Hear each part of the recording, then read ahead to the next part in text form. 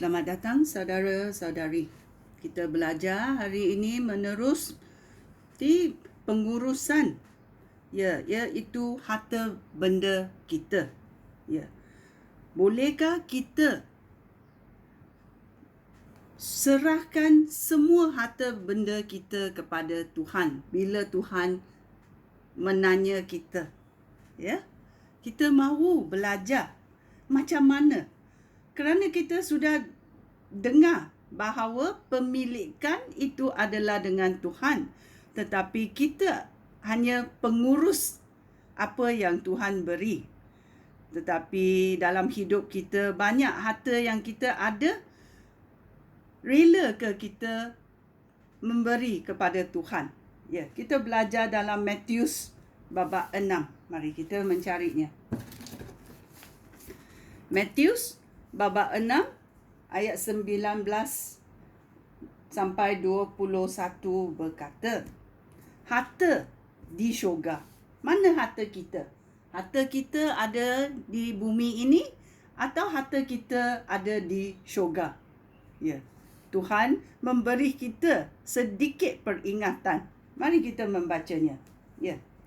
Jangan kumpulkan harta di dunia, kerana di situ gegat dan karat merosakkannya, dan pencuri datang untuk mencurinya.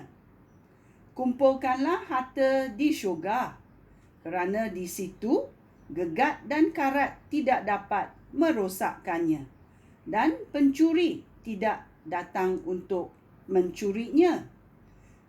Lakukanlah hal ini kerana perhatian kamu sentiasa bertumpu kepada harta kamu.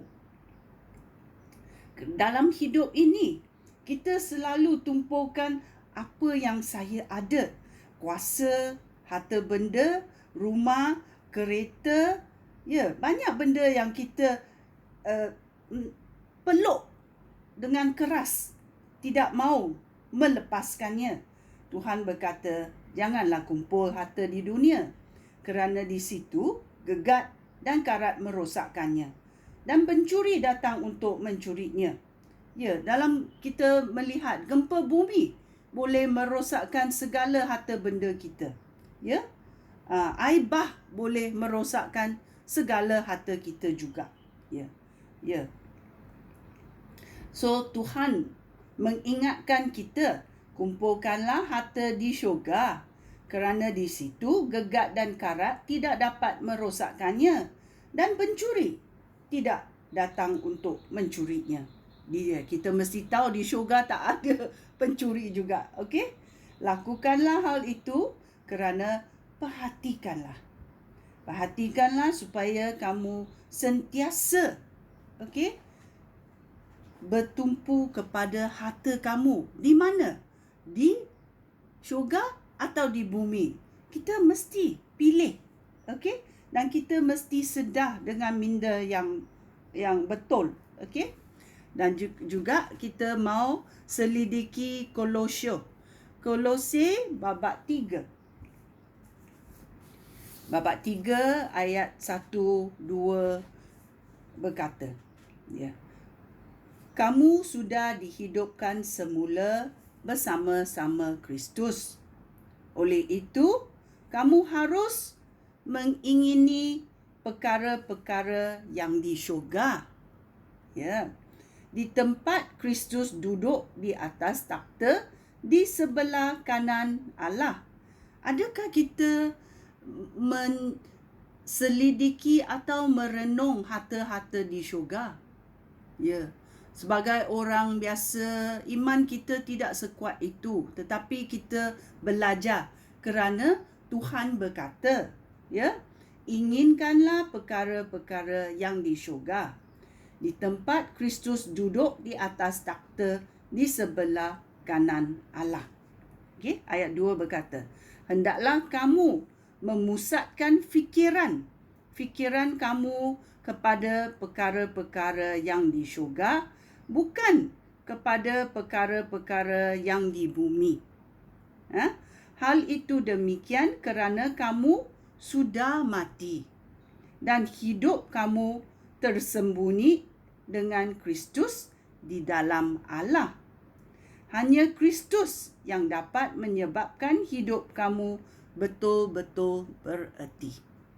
Ya, dan apabila dia menampakkan diri lagi di bumi, kamu juga akan bersama-sama dia dan menikmati kemuliaannya. Ya, kita mesti merenungi perkara-perkara yang di syurga. Kita juga mesti menyerahkan. Bendera putih adalah bermaksud kita menyerah. Ya. Tetapi kita mesti tahu kita menyerah kepada siapa? Kita menyerah kepada tempat apa? Tuhan berkata, kamu menyerah kepada Yesus Kristus. Kamu menyerah segala harta benda kamu kepada benda-benda di syurga. Benda-benda di dunia ini boleh apa? Boleh menjadi rosak. Boleh dirosakkan kerana dia berkarat. Ya. Tetapi Tuhan cakap menumpulah kepada benda-benda di syurga. Ya. Supaya kita tahu dia tidak boleh dirosakkan. Ya.